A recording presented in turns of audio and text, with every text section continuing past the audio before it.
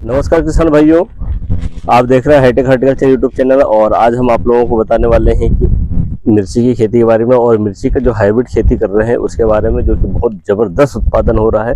और यहाँ पर आप देख रहे होंगे बेहतरीन तरीके से इसका को भी हम आपसे इंट्रोड्यूस करवाएंगे, और साथ ही वो किस तरीके से मैनेज कर रहे हैं यहाँ पर जो कि मिर्ची की फसल उससे। और उससे पहले हम लोग जानेंगे कि हमारे साथ में जो कि हमारे साथी एक्सपर्ट हैं उनसे भी हम चर्चा करेंगे। और हमारे साथ में है सर, आपका परिचय देंगे। नमस्कार किसान भाइयों, मेरा नाम गोपाल मुलेवा है।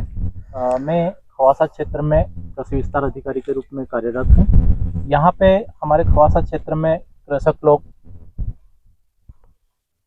कृषि की फसलों के साथ साथ उद्यानिकी फसलों में बहुत अच्छा कार्य कर रहे हैं और काफ़ी अच्छी रुचि के साथ में और काफ़ी उन्नत तरीके से खेती कर रहे हैं।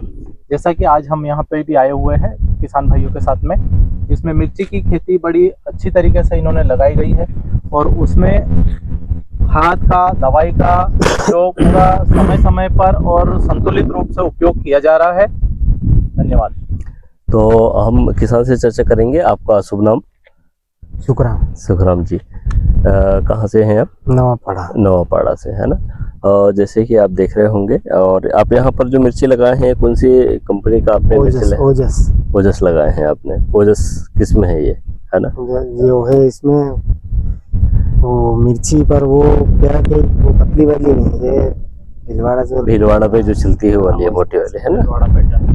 ओके, तो भीलवाड़ा पैटर्न आपने यहाँ पर कितने बीघे में लगाया हुआ है? ये 12 बीघे में। 12 बीघे में पूरा है। और कितने दिन की फसल हो गया है अभी?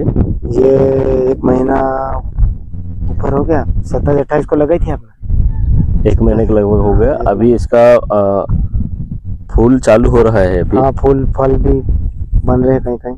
अच्छा, फल बन रहे हैं अभी। इसका पहला तुड़ाई कब से चालू हो जाएगा इसका? लगभग ये भी 10-15 दिन और लगेंगे। आप लोग यहाँ पर जैसे तार है और ये सुतली है, ये इस तरीके से जो आप लोग यहाँ पर बांध रहे हैं, ये तो सपोर्ट के लिए आप बांध रहे हैं। अगर इसको नहीं बांधे तो कैसे क्या रहेगा? तो वही हो जाती है, मतलब ये पूरा वो हो जाता है ना, प्रभावित हो जाता है और टूट जाता है, नुकसान में हो जाएंगे, है ना। तो यहाँ पर अभी फ्लावरिंग में स्टेज में है ना। इसमें आप लोग जैसे इतना अच्छा बेहतरीन है, दवाई स्प्रे करते हैं, तो आपने अभी जैसे यहाँ पर विल्टिंग वगैरह कुछ भी नहीं है, तो ऐसे कौन सी दवाइयों का इस्तेमाल कर रहे हैं आप? दवाई तो कई प्रकार की दवाई नहीं, फिर भी आप लोग बताएंगे कि कार्बानजिम, मेनकोजेब है या विल्ट वगैरह नहीं आते, जैसे सोडोमोना, बहुत बढ़िया डालते हैं। सोडोमोनास और ट्राइकोडर्मा का यूज आप कर रहे हैं, और ऊपर स्प्रे तो कर ही रहे, है ना। और जैसे कीट प्रबंधन के लिए, जैसे रस चूसक कीट के लिए आप लोग कर रहे होंगे, कॉन्फिडोर वगैरह डाल रहे होंगे। हाँ, वो डाले हैं अभी जैसे कि याद ही नहीं रहता नाम ही। अच्छा, एलेट है, एलेट भी डाल दिया। तो और मकड़ी के लिए जैसे कि ओबेरॉन है, मकड़ी के लिए भी डालते हैं, ओबेरॉन है, ये सारी चीजें इसमें डालना रहता है। और साथ ही आप देख रहे होंगे यहाँ पर बहुत बेहतरीन तरीके से, और ये जो पूरा शिमला है ना, तो यहाँ पर आपने शिमला भी लगाया है। शिमला के भी यहाँ पर, शिमला में आपने कौन सा वैरायटी लिया हुआ है? शिमला में है वो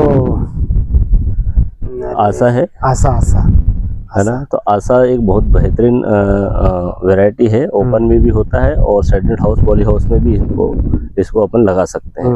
तो किसान भाइयों, यहाँ पर आप देख रहे होंगे। साथ ही आप यहाँ पर जैसे बात कर रहे थे कि खाद के फर्टिगेशन की, तो फर्टिगेशन में क्या करना, कौन सी खाद आप अप्लाई कर रहे हैं यहाँ पर? इसमें ड्रिप में हम देते हैं 11-44-11, 19-19, 15-15-30, और वो क्या फिर बोलते हैं,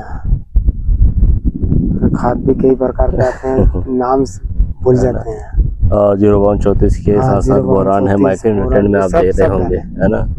ये जो कंपो एक्सपर्ट का है ये भी आप दे रहे होंगे। कंपो को दिया ना, कंपो को दिए हैं, क्योंकि ये भी बहुत बेहतरीन तरीके से फसलों के लिए बहुत बढ़िया रहता है। और आप इन चीज़ों को अगर यूज़ करते हैं तो आप बढ़िया। किसानों को क्या कहना चाहेंगे अगर इस तरीके से, अगर आप बाकी बहुत सारे जगह हम लोग घूम रहे हैं तो वहाँ मतलब लगाते हैं पर इतना भी नहीं लगाते हैं, तो किसानों को जो फसलें हैं ये लगाना चाहिए कि नहीं लगाना चाहिए? लगाना चाहिए ना, लगाना चाहिए, सब व्यक्ति को लगाना चाहिए, है ना। जो खेती करते हैं उसको सबको लगाना चाहिए। तो किसान भाइयों, आप देख रहे थे, और सर आप कुछ कहना चाहेंगे? मेरी सभी किसान भाइयों से यही अनुरोध है, जैसे कि इन्होंने बताया कि ये उसमें जो रोग वगैरह आ रहा है उसको रोकने के लिए माइकोराइजा और ट्राइकोडर्मा का उपयोग कर रहे हैं। तो इस प्रकार की दवाइयों का उपयोग करें जो कि लंबे समय तक चलती है। साथ ही ये फर्टिलाइजर वगैरह देने का भी इनका एक निश्चित तरीका है कि जैसे इन्होंने मल्चिंग लगाई है और मल्चिंग के बीच में भी उसमें छेद करके और अंदर फर्टिलाइजर डाल रहे हैं। तो इसी प्रकार से फर्टिलाइजर का भी प्रयोग करें। और दूसरी बात यही है कि जब भी अपन कोई सा भी फर्टिलाइजर डाल रहे हैं, कुछ भी डाल रहे हैं, तो सबसे पहले तो अपन वो फसल को देख लें कि कौन सी फसल अपने कितनी अवधि की रहेगी। उस फसल की अवधि के अनुसार हम फर्टिलाइजर का भी प्रयोग करें। और कीटों का, रोगों का प्रयोग जैसे ही ये निश्चित रूप से हमारे किसान भाई ये प्रतिदिन अपने खेत में घूम के देखते हैं। जब भी इनको लगता है कि हाँ ये कोई किसी प्रकार की परेशानी 2-4 जगह देखने के बाद में कि ये कोई कीट इंसेक्ट लग रहा है, तो उसको देखने के बाद ही ये उसमें इंसेक्टिसाइड या दूसरी चीजों का प्रयोग कर रहे हैं। तो हम भी यही करें कि जब हमारे खेत में रेगुलर मॉनिटरिंग रखें और मॉनिटरिंग के बाद में देखें कि हाँ कहीं पे लग रहा है तो तुरंत उसका उपयोग करें। धन्यवाद। तो देख रहे होंगे साथियों, और हम अभी जैसे कि आपको कृषि के एक्सपर्ट बता रहे थे कि किस तरीके से इसको मैनेज करना है ना। अभी जनरली हम लोग सबसे पहले जो हमें उपचार करना चाहिए, रोकथाम करना चाहिए रस चूसक कीटों के लिए, वो स्टिकी ट्रैप सबसे पहले हम लोग जैविक विधि से करें, क्योंकि जैविक विधि से अगर हम लोग इन चीज़ों को इस्तेमाल करते हैं तो उसका असर काफ़ी लंबे समय तक रहता है। और कभी भी जैविक और केमिकल का ज़्यादा इस्तेमाल हमें एक साथ ना करें। अगर आप जैविक विधि से अगर कर रहे होंगे और पता चले कि उसी में अगर आप लोग ड्रेंचिंग के माध्यम से कोई केमिकल अगर छोड़ते हैं तो उससे जो हमने जैविक दवाइयाँ डाले हैं उसका असर नहीं होता है, या फिर उसका असर वहीं के वहीं रुक जाता है, जिससे हमें उसका बेनिफिट नहीं मिलता है।